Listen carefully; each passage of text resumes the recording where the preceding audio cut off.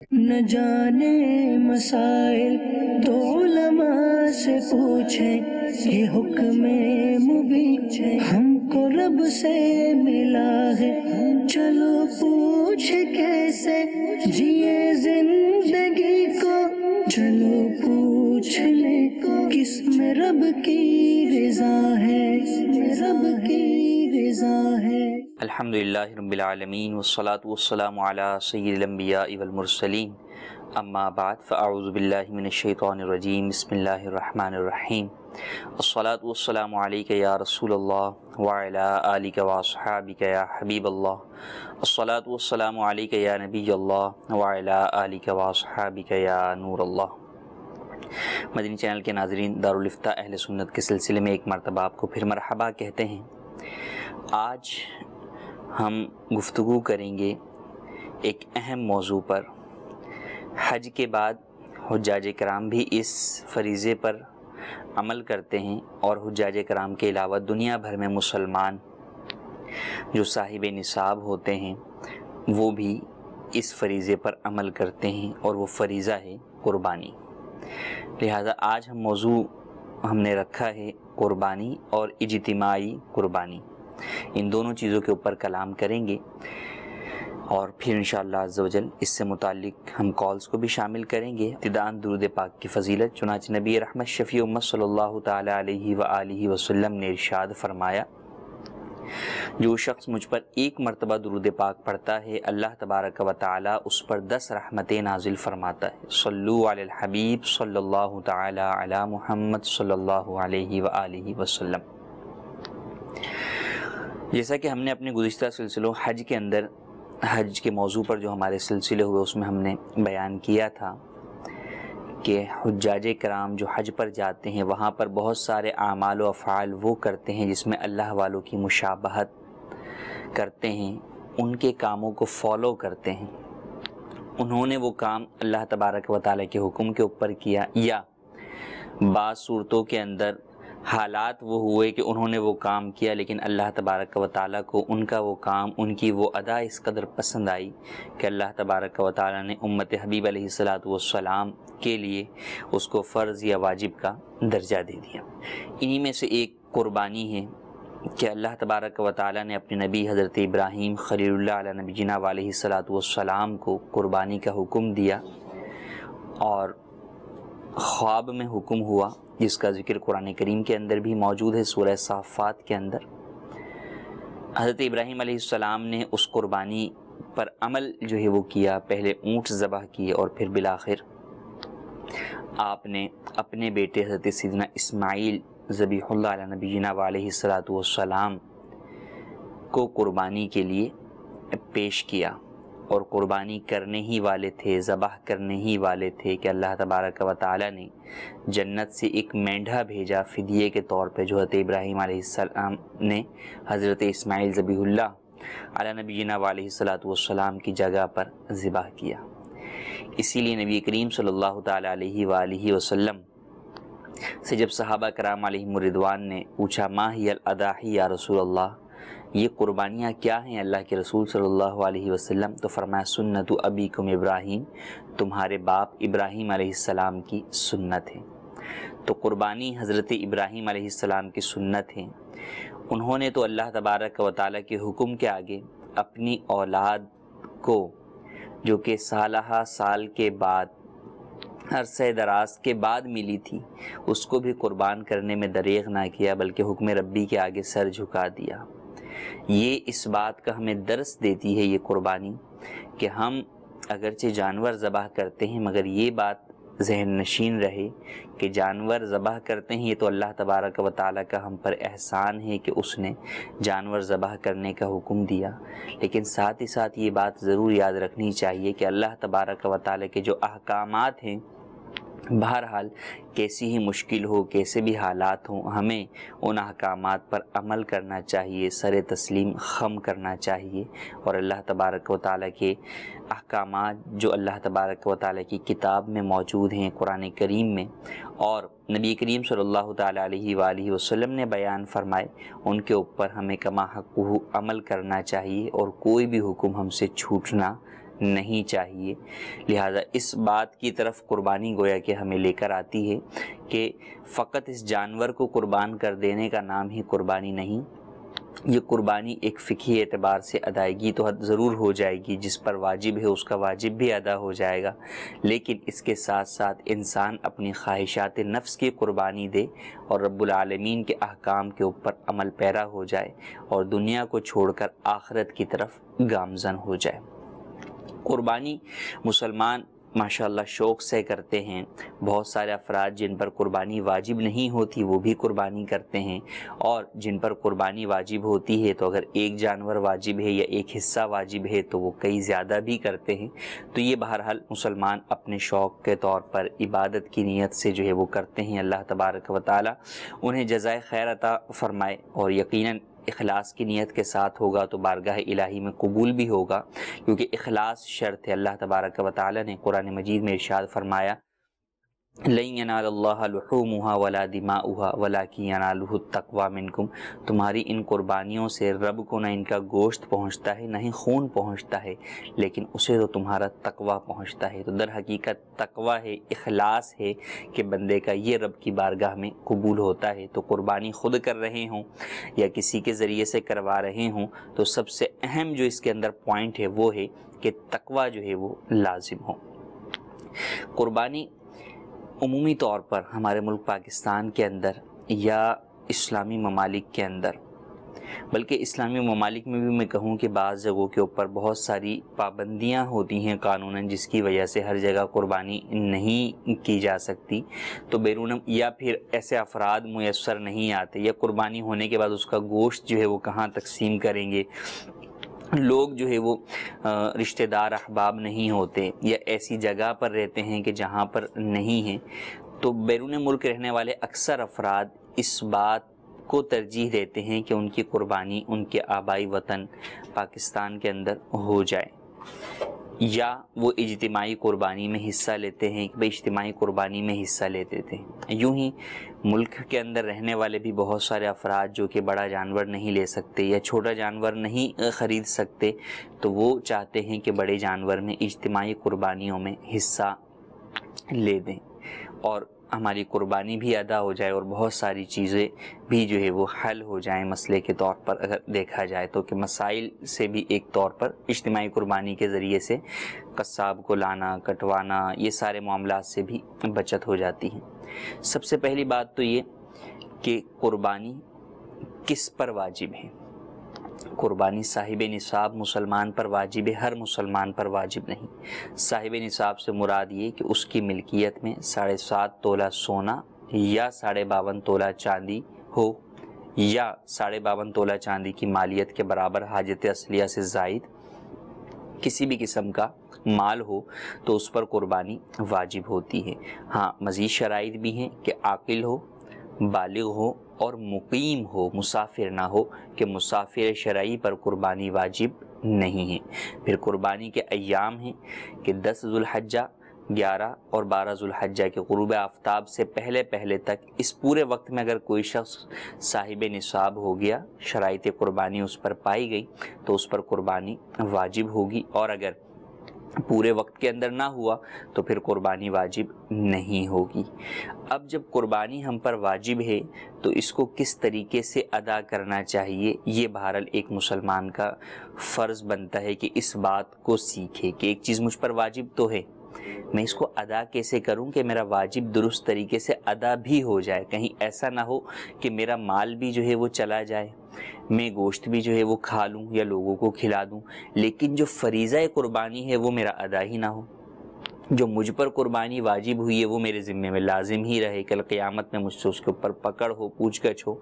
تو لہٰذا سب سے پہلے یہ ضروری ہے کہ ہم یہ دیکھیں کہ قربانی مجھ پر جو ہے وہ واجب ہے تو میں اس کی درست ادائیگی کس طریقے سے کر سکتا ہوں۔ سب سے پہلی بات یہ کہ قربانی کا وجوب 2 طور پر ہوتا ہے۔ ایک تو یہ کہ صاحب نصاب مسلمان پر قربانی کا وجوب ہونا، اور ایک یہ ہے کہ غریب مسلمان ہے، شرعی فقیر ہے، مستحق زکوٰۃ ہے، اس کے اوپر قربانی واجب نہیں ہے لیکن وہ خود اپنے اوپر قربانی واجب کر لیتا ہے، یوں کہ منت مان لے کہ میں نے قربانی جو ہے وہ کرنی ہے منت کے الفاظ کے ساتھ، یا یوں کہ وہ قربانی کی نیت سے جانور خرید لیتا ہے تو بھی اس کے اوپر قربانی واجب ہو جاتی ہے۔ اور پھر جب یہ اپنے اوپر قربانی واجب کرتا ہے تو پھر بہرحال کچھ معاملات کے اندر مسائل میں جدا احکام ہو جاتے ہیں اس کے اور صاحب نصاب مسلمان کے، کیونکہ صاحب نصاب مسلمان کے معاملے میں کچھ وسعت ہوتی ہے، جبکہ جس پر قربانی واجب نہیں اور وہ قربانی کا جانور قربانی کی نیت سے خرید لیتا ہے تو اب اس کے اوپر یہ لازم ہے کہ وہ اسی جانور کو قربان کرے۔ تو جب اس نے اپنے اوپر واجب کر لی تو پھر بہرحال بعض مسائل اور احکام میں اس کے کچھ اعتبار سے جو ہے وہ تنگی ہو جاتی ہے، ایک اعتبار سے کہ وہاں وسعتیں تھیں، یہاں پر اس کے لیے کچھ کنڈیشنز جو ہے وہ لگ جاتی ہیں جن کا پورا کرنا اس کے اوپر لازم ہوتا ہے۔ اب ہم بات کر رہے تھے کہ اجتماعی قربانی، کہ اجتماعی قربانی میں کہ ایک تو ہے کہ مسلمان خود جو ہے وہ اپنا جانور خرید کر لائے اور اسے ذبح کر دے، اس میں ذبح کی جو شرائط اور احکام ہیں ان کے مطابق جو ہے وہ عمل کرنا جو ہے وہ ضروری ہے۔ عمومی طور پہ اجتماعی قربانی ہو یا انفرادی قربانی، جو اس کی ابتدا ہے خرید و فروخت، کہ جانور کی آپ خرید و فروخت کرتے ہیں، یہاں پر بہت ساری چیزوں کے اندر لوگ کمپرومائز کر جاتے ہیں علم نہ ہونے کی وجہ سے، یا بیوپاریوں کے لین دین میں اپنا مال بکوانے کی غرض سے وہ جو مسئلے بتاتے ہیں سمجھتے ہیں کہ یہی مسئلہ ہے، لہٰذا اس کے اوپر عمل کرتے ہوئے جانور خرید لیتے ہیں، اور بعد میں یہ پتہ چلتا ہے کہ جناب اس جانور کی قربانی تو جائز ہی نہیں ہے۔ جیسے 2 سال کا جو ہے وہ بڑا جانور ہونا ضروری ہے اور چھوٹا جانور 1 سال کا ہونا ضروری ہے،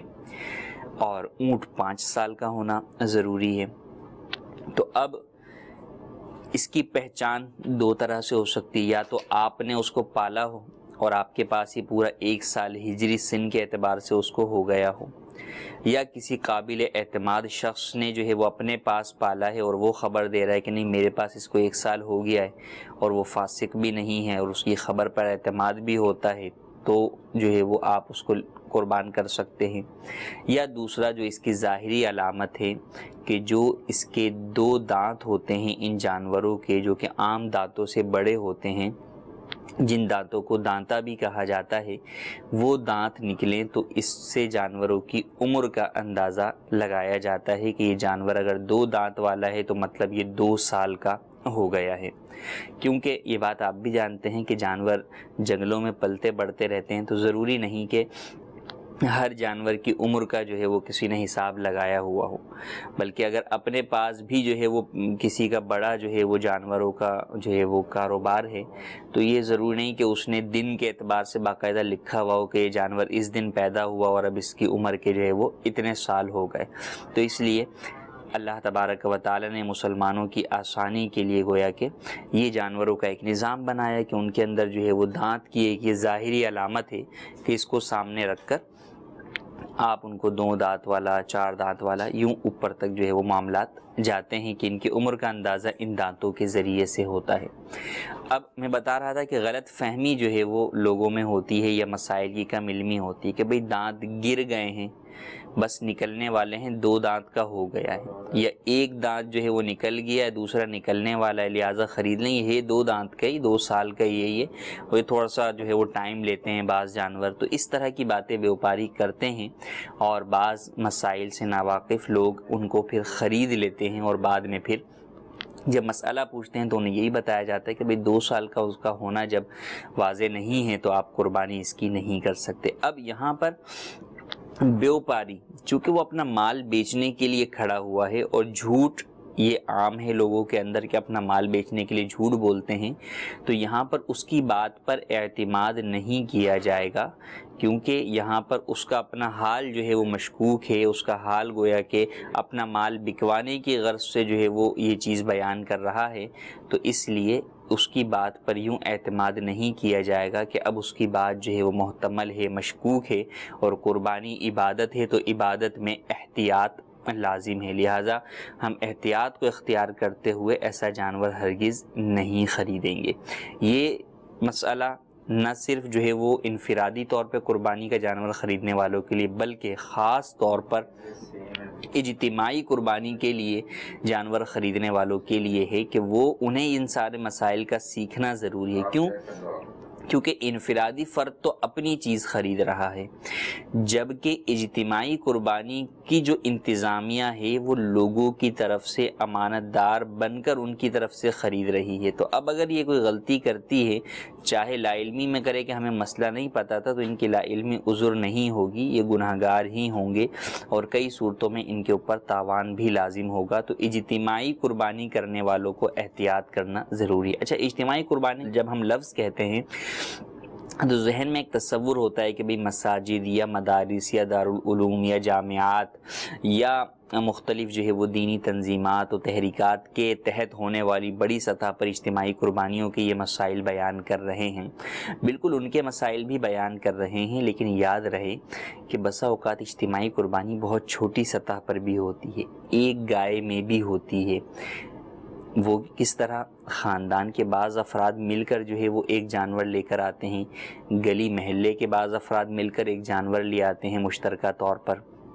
اسی طریقے دوست احباب جو ہے وہ مل کر ایک جانور لے آتے ہیں، تو یہ بھی اجتماعی قربانی ہے۔ اس میں بسا اوقات ایک فرد کے ذمے سارا کام لگا دیا جاتا ہے یا دو چار افراد کے ذمے لگا دیا جاتا ہے، باقی افراد جو ہے وہ ان کے اوپر اعتماد کر کے بیٹھ جاتے ہیں۔ تو جس طرح بڑی سطح پر اجتماعی قربانی جو ہوتی ہے اس میں احتیاط اور اس کے مسائل سیکھنا اور اس کو درست طریقے سے سر انجام دینا ضروری ہے، یوں ہی اس چھوٹی سطح کی اجتماعی قربانی کرنے والے افراد کے اوپر بھی ان تمام باتوں کا خیال رکھنا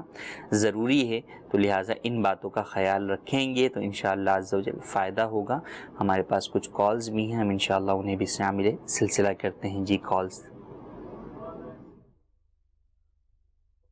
میرا نام محمد تصویر رحمان ہاشمی ہے، میں اٹلی کے شہر روم سے ایک سوال کرنا چاہتا ہوں۔ قربانی میں صاحب نصاب سے کیا مراد ہے؟ کیا جس پر زکوٰۃ فرض ہے اس پر قربانی بھی واجب ہے، یا زکوٰۃ قربانی کے اعتبار سے صاحب نصاب ہونے میں کچھ فرق ہے؟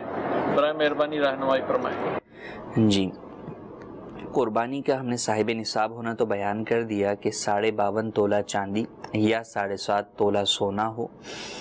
یا 52.5 تولہ چاندی کی مالیت کے برابر حاجت اصلیہ سے زائد مال ہو۔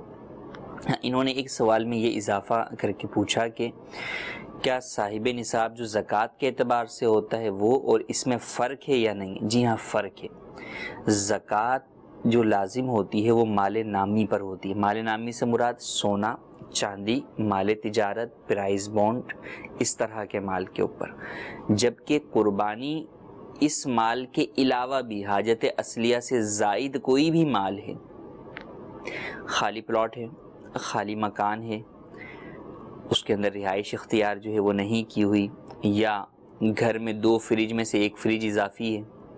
یا گھر میں جو ہے وہ 4 بائکیں ہیں، 2 بائکیں اضافی ہیں، 2 گاڑیاں ہیں، 1 گاڑی استعمال میں نہیں آتی، کھڑی ہوئی ہے، بھلے وہ کباڑا ہی ہے لیکن بہرحال اس کی اپنی کوئی نہ کوئی تو ویلیو ہوگی۔ تو ان چیزوں کی وجہ سے بھی قربانی واجب ہوتی ہے۔ اگر یہ چیزیں 52.5 تولہ چاندی کی مالیت کے برابر ہوں تو قربانی واجب ہوگی۔ تو اس بات کو بھی خاص طور پر جو ہے پیش نظر رکھا جائے۔ آپ نے ماہ رمضان کے اندر ہمارے کئی سلسلوں میں یہ سوالات کے جوابات سنے ہوں گے کہ جو پلاٹ آپ نے بیچنے کے لیے نہیں خریدا اس پر زکوٰۃ نہیں ہے، گھریلو اشیاء کے اوپر زکوٰۃ نہیں ہے، خواتین کے جوڑوں کے اوپر جنہیں وہ استعمال نہیں کرتی زکوٰۃ نہیں ہے، مگر اب انہی ساری چیزوں کی وجہ سے قربانی ضرور واجب ہوگی کہ یہ چیزیں حاجت اصلیہ سے جو زائد ہیں، خواتین کے جو ہے وہ جوڑے ہیں نہیں استعمال کرتی ہیں، بالکل جو ہے وہ ہٹا دی ہیں، اب وہ ان کے زیر استعمال ہی نہیں ہیں، ان کی اگر مالیت اتنی بنتی ہے قربانی واجب ہے۔ یوں ہی جہیز کے اعتبار سے سوال ہوتا تھا کہ بھئی جہیز پر زکوٰۃ ہے، جہیز پر زکوٰۃ نہیں ہے، لیکن جہیز عورت کا آیا شادی کے بعد، اب گھر کا وہ سامان ہے جو استعمال میں آتا ہی نہیں ہے، آئے گا ہی نہیں، سالوں سال گزر گئے وہ استعمال میں نہیں ہے، وہ رکھا ہوا ہی ہے، یا یوں رکھا ہوا ہے کہ وہ اپنی بیٹیوں کی شادیوں کے اندر دیں گے، یا ماؤں نے جوڑ کے رکھا ہوا ہے کہ بیٹیوں کی شادیوں کے اندر دیں گے، تو ہم نے ان سب چیزوں پہ یہ ضرور بتایا تھا کہ زکوٰۃ نہیں ہے، مگر اب یہ بات یاد رکھیے کہ ان کی مالیت اگر 52.5 تولہ چاندی کو پہنچتی ہے تو ان کی وجہ سے قربانی ضرور واجب ہوگی۔ تو یہ فرق ہے کہ قربانی ہر طرح کے مال کے اوپر لازم ہوتی ہے جو حاجت اصلیہ سے زائد ہو، البتہ زکوٰۃ جو ہے وہ فقط مال نامی پر ہوتی ہے، اور مال نامی کا ہم بیان کر چکے کہ سونا، چاندی، مال تجارت، پرائز بانڈ، کرنسی، یہ مال نامی ہیں، ان پر زکوٰۃ واجب ہوتی ہے، جبکہ قربانی ہر طرح پر ہوتی ہے۔ ہاں اگر کسی شخص کے پاس 7.5 تولہ سونا نہیں ہے، 7 تولہ سونا ہے یا 1-2 تولہ سونا ہے، اور اس کے علاوہ اس کے پاس کوئی بھی مال حاجت اصلیہ سے زائد نہیں ہے، 1 روپیہ کیش بھی نہیں ہے اور بھی حاجت اصلیہ سے زائد گھر میں کوئی سامان نہیں ہے، تو اس پر قربانی واجب نہیں ہوگی جب تک کہ 7.5 تولہ سونا اس کے پاس نہ ہو۔ مگر ایسا ہوتا بہت مشکل ہے، یعنی اگر اس کو نکالنے جائیں تو شاید ہم کہہ سکتے ہیں کہ جو ہے وہ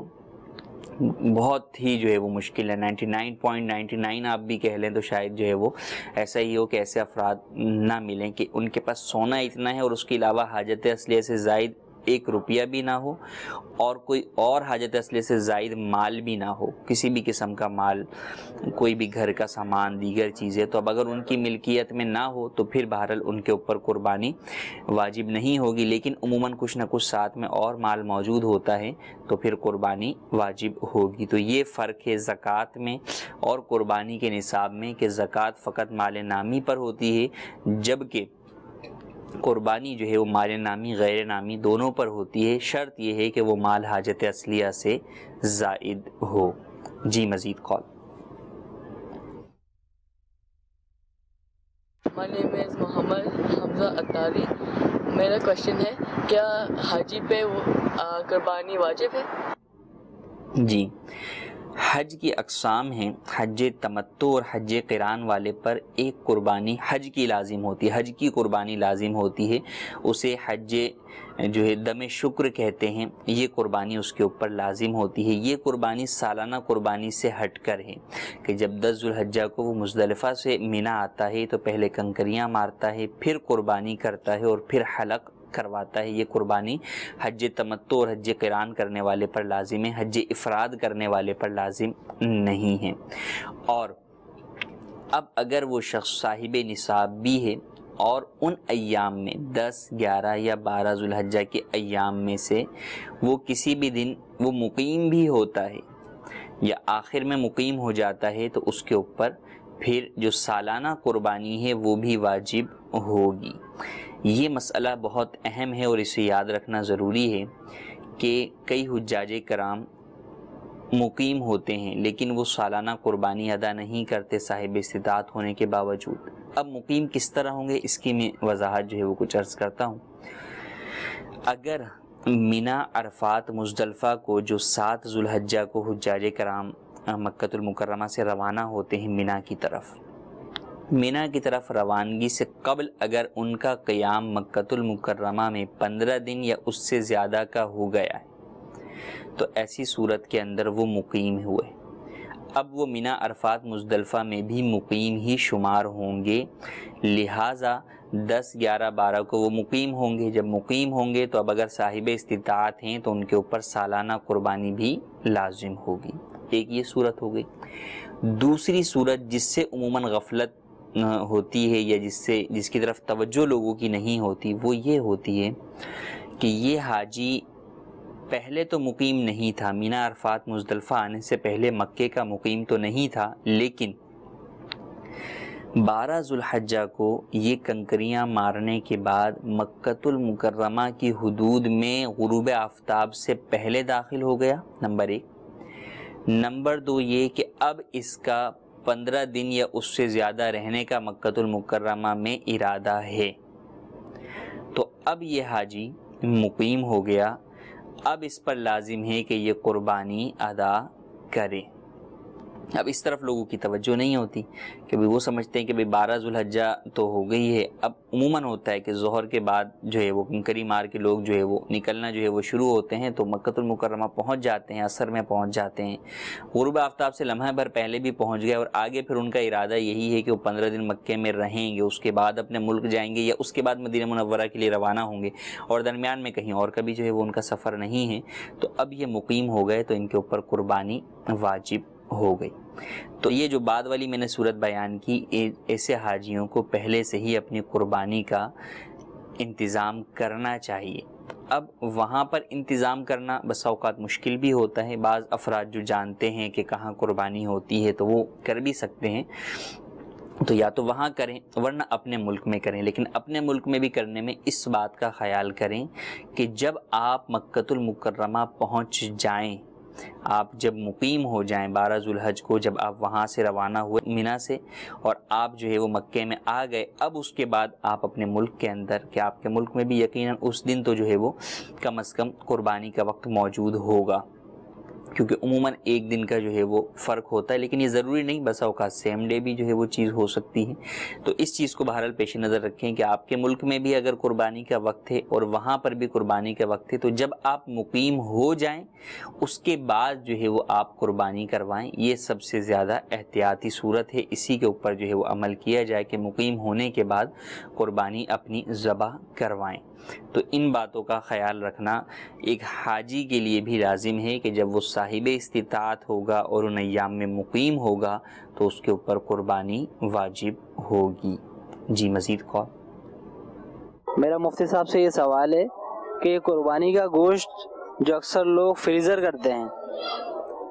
فریزر کر کے محرم کے لیے سنبھال کے رکھتے ہیں کہ اس سے اس کی فاتحہ وغیرہ کرائیں گے, تو اس کا استعمال اتنے دن تک فریزر کرنا یہ کیسا ہے, جائز ہے ناجائز ہے؟ جی, قربانی کا گوشت ذخیرہ کر کے رکھنا جائز ہے, اس میں کوئی حرج نہیں ہے. بہتر اور مستحب یہ ہے کہ اس کے 3 حصے آپ کریں, ایک حصہ رشتہ داروں کے لیے, ایک حصہ غربا کے لیے اور ایک حصہ اپنے اہل و عیال کے لیے. اور اگر کوئی سارا حصہ بھی اپنے گھر کے لیے رکھ لیتا ہے تو بھی جائز ہے, اس پر کوئی گناہ نہیں ہے. اب فقہی اعتبار سے بات کریں تو اس کو آپ جو ہے وہ محرم میں استعمال کریں یا ربیع الاول میں استعمال کریں یا آئندہ قربانی پہ استعمال کریں, اس کے لیے آپ وہ کریں. تو شرعی اعتبار سے, فقہی اعتبار سے اس میں حرج نہیں ہے. ہاں, حفظان صحت کے اصولوں کے اعتبار سے کہ گوشت کو کتنے عرصے تک فریز کیا جا سکتا ہے یہ ایک جدا معاملہ ہے, اس میں کو دیکھ لیا جائے. باقی بعض لوگوں کے ذہنوں میں یہ کانسیپٹ ہوتا ہے کہ بھئی قربانی کے گوشت پر فاتحہ نہیں دلائی جا سکتی, اس لیے وہ کہتے ہیں بھئی محرم سے پہلے کریں, محرم کی فاتحہ اس پہ نہیں ہو سکتی. ایسا ہرگز درست نہیں ہے, قربانی کے گوشت کے اوپر بھی فاتحہ دلائی جا سکتی ہے. جی مزید کال. محمد ثاقب اتاری عرب شریف مکہ سے عرض کر رہا ہوں. مفتی صاحب کی بارگاہ میں میرا سوال ہے, بعض اوقات لوگ 10 ذو الحجہ کو بڑے شیطان پر کنکری مارنے کے بعد اپنی رہائش گاہ حرم شریف آ جاتے ہیں, پھر 11 ذو الحجہ کو کنکری مارنے کے لیے چلے جاتے ہیں. کیا ایسا کرنا درست ہے؟ کیا ایسا کرنے والے پہ دم واجب آئے گا؟ جواب ارشاد فرمائیے. ایسا کرنے سے دم تو لازم نہیں آئے گا, البتہ ایسا کرنا خلاف سنت ہے. راتوں کا قیام مینا میں سنت ہے, تو لہٰذا رات جو ہے وہ مکۃ المکرمہ میں اپنے ہوٹل میں نہ گزاری جائے, بلکہ 10 ذو الحجہ کو آپ جب طواف الزیارہ کر لیں تو اس کے بعد مینا میں ہی جائیں اور رات مینا کے اندر ہی قیام کریں کہ مینا میں یہ قیام سنت ہے. جی مزید کال. ہم ایک عمرہ کرنے جائیں تو ایک سے زائد عمرے کر سکتے ہیں؟ جی ہاں, ایک سے زائد عمرے کر سکتے ہیں. ایک عمرہ کرنے کے بعد جب آپ احرام سے باہر نکل گئے تو اب مسجد عائشہ یا مسجد جعرانہ یا مدینہ منورہ گئے اور وہاں سے واپسی آتے ہوئے آپ نے دوسرا عمرہ کر لیا تو بالکل کر سکتے ہیں. البتہ یہ کہا گیا کہ جو حاجی حج تمتع کے لیے گیا ہے اور اس کے پاس حج کے ایام کے بعد کافی وقت موجود ہے, حج کے ایام کے بعد اس نے کافی وقت جو ہے وہ مکۃ المکرمہ میں رہنا ہے, تو اس کے لیے بہتر یہ ہے کہ وہ اب عمرے نہ کریں. ایک عمرہ کرنے کے بعد حج تک عمرے نہ کریں, بقیہ عمرے حج کے بعد کریں.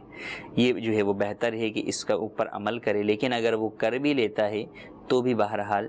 جائز ہے, عمرے اس کے ادا ہو جائیں گے. لیکن شرط وہی ہے کہ ہر بار احرام کی پابندیوں سے نکلنا ہوگا حلق یا قصر کے ذریعے سے, اور دوبارہ احرام جو ہے وہ جا کر جو قریب ترین میقات ہے وہ مسجد عائشہ والا ہے, تو وہاں سے جا کر احرام باندھ کر دوبارہ آ کر عمرہ ادا کرنا ہوگا. جی مزید کال. محمد الحیل اتاری باسن اسپین سے کر رہا ہوں. میرا مفتی صاحب کی بارگاہ میں یہ سوال ہے کہ حج پہ کی جانے والی قربانی کا گوشت ہم خود بھی کھا سکتے ہیں یا نہیں؟ برائے مہربانی اس کا جواب عنایت فرما دیں. جی، حج کی جو قربانی جو ہم نے بیان کیا کہ حج تمتع یا قران والے پر لازم ہوتی ہے، یہ دم شکر ہوتی ہے، تو اس جانور کی قربانی کا گوشت جو ہے وہ آپ خود بھی کھا سکتے ہیں اور غنی مسلمانوں کو بھی کھلا سکتے ہیں۔ ایک دم شکر ہوتا ہے جو ہم نے بیان کیا کہ حج قران کی قربانی کا ہوتا ہے، ایک دم جبر ہوتا ہے، اسے دم کہتے ہیں کہ اگر حاجی سے کوئی غلطی ہو جاتی ہے تو بعض صورتوں کے اندر اس کے اوپر دم لازم ہوتا ہے۔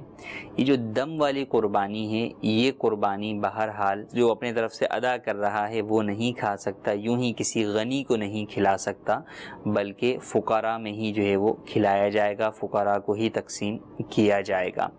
دم شکر ہو یا دم جبر، یعنی دم کی قربانی ہو یا حج قران یا تمتع والی قربانی، ان کا حدود حرم میں ہونا ضروری ہے، حدود حرم سے باہر نہیں ہو سکتی۔ جبکہ جو سالانہ قربانی ہے، حاجی اپنی سالانہ قربانی اپنے ملک میں بھی ادا کر سکتا ہے۔ جی مزید خواہ مدثر اقبال چشتی، بارسلونا اسپین سے عرض کر رہا ہوں، میرا مفتی صاحب کی بارگاہ میں ایک سوال ہے کہ بیرون ملک رہنے والے افراد اپنی قربانی اپنے آبائی ملک یا شہر میں کر سکتے ہیں؟ اگر کر سکتے ہیں تو کیا احتیاط ضروری ہے؟ برائے مہربانی جواب عنایت فرما دیں۔ جی ہاں، اپنے ملک میں بھی کر سکتے ہیں۔ احتیاط واقعی اس کے اندر ضروری ہیں۔ سب سے پہلے تو یہ کہ جب آپ وہاں کر رہے ہیں تو آپ خود نہیں کر رہے، کسی کے ذریعے سے کروا رہے ہیں، وہ چاہے آپ کا رشتہ دار ہے، بھائی ہیں، والد ہیں، کوئی بھی ہیں، یا آپ اجتماعی قربانی والوں کی مدد حاصل کر رہے ہیں، ان کے ذریعے کروا رہے ہیں۔ تو سب سے پہلی بات تو یہ کہ جن کے ذریعے سے کروا رہے ہیں ان کا قابل اعتماد اس اعتبار سے ہونا ضروری ہے کہ وہ مسائل قربانی جانتے ہوں، قربانی کے جانور کی خریداری کے شرعی احکامات جانتے ہوں، کون سا جانور خریدنا ہے، بے عیب جانور خریدنا ہے، اس عمر کا جانور خریدنا ہے، ان تمام باتوں کا وہ خیال رکھتے ہوں، سارے مسائل معلوم ہوں، اور اس کے بعد خریداری کے بعد آگے جو اس کے ذبح کے معاملات ہیں وہ تمام چیزیں بھی وہ جانتے ہوں درست طریقے سے، تو انہی کو آپ یہ کام سپرد کریں۔ لیکن اگر آپ نے بینک اکاؤنٹ کھلوانا ہوتا ہے اپنے ملک میں، آپ باہر بیٹھے ہوئے، تو کس طرح کے قابل اعتماد فرد کے ذریعے کھلواتے ہیں کہ تاکہ آپ کا اعتماد ہو کہ یار کل کو میرے اکاؤنٹ میں ہیرا پھیری نہ ہو جائے۔ تو جب دنیاوی معاملات میں ہم اتنی احتیاط کرتے ہیں تو پھر دینی معاملات میں تو اور زیادہ احتیاط کی حاجت ہے۔ عبادت کا معاملہ ہے، رب کے ہاں پوچھ گچھ کا معاملہ ہے، تو لہٰذا جو قابل اعتماد ہوں، مسائل جانتے ہوں۔ قابل اعتماد ویسے تو بہت سارے افراد ہیں لیکن ان کو مسائل ہی نہیں معلوم کہ قربانی کا جانور خریدنا کون سا ہے، کیسا خریدنا ہے۔ وہ افواہوں کی بنیاد کے اوپر بھائی جو لوگوں سے سنا ہے، بڑے بوڑھوں سے سنا ہوا، اس پہ اعتماد کرتے ہوئے کچھ بھی لے کر آ جائیں گے، ہو سکتا ہے اس سے آپ کی قربانی ادا نہ ہو۔ تو اس لیے قابل اعتماد سے مراد میری وہ فرد کے جو کہ مسائل جانتا ہو اور آپ کی قربانی کا جانور خرید کر درست طریقے سے ذبح کر سکے۔ اجتماعی قربانی کے اندر بھی دیکھیں کہ کیا واقعی وہ ادارہ اہل سنت کا ہے، اور اس کے آگے کے جو مسائل کرنے والے افراد ہیں وہ کون سے ہیں، وہ ساری چیزوں کو جانتے بھی ہیں، نہیں جانتے، وہ جانتے ہی نہیں ہیں مسائل کو، بس وہ ایک جو ہے وہ دوڑ میں آگے بڑھتے چلے جا رہے ہیں، تو ان کو نہ دیا جائے۔ اور الحمدللہ عز و جل بیرون ملک والوں کے لیے تو سب سے سہولت اور آسانی یہ ہے کہ دعوت اسلامی جیسی قابل اعتماد اور شرعی مسائل کو فالو کرتے ہوئے اجتماعی قربانی کا اہتمام کرنے والی تنظیم موجود ہے، تو آپ دعوت اسلامی کے جو ہے وہ پلیٹ فارم سے اپنی اجتماعی قربانی کر سکتے ہیں۔